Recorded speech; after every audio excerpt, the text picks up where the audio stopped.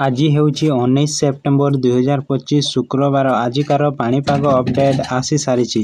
15ଟି ଜିଲ୍ଲାକୁ yellow warning ଦିଆଯାଇଥିବା ବେଳେ 15ଟି ଜିଲ୍ଲାକୁ ଗ୍ରୀନ୍ ୱାର୍ଣ୍ଣିଂ ଦିଆଯାଇଛି।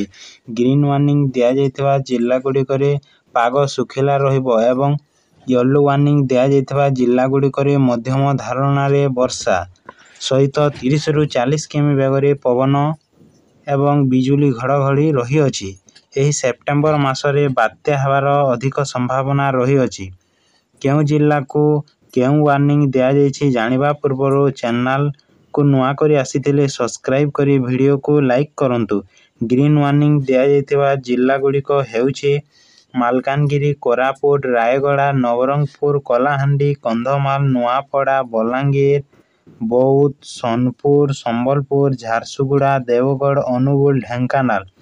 ୟେଲୋ ୱାର୍ଣ୍ଣିଂ ଜିଲ୍ଲାଗୁଡ଼ିକ ହେଉଛି ଗଜପତି, ଗଞ୍ଜାମ, ନୟାଗଡ଼, ଖୋର୍ଦ୍ଧା, ପୁରୀ, କଟକ, ଜଗତସିଂହପୁର, କେନ୍ଦ୍ରାପଡ଼ା, ଯାଜପୁର, ଭଦ୍ରକ, ବାଲେଶ୍ୱର, ମୟୂରଭଞ୍ଜ, କେନ୍ଦୁଝର, ସୁନ୍ଦରଗଡ଼, ବରଗଡ଼। ଏହି ଜିଲ୍ଲାମାନଙ୍କରେ ମଧ୍ୟମ ଧରଣର ବର୍ଷା ହୋଇପାରେ। ଆଜି ପାଇଁ ଏତିକି। ରହିଲି। ଧନ୍ୟବାଦ।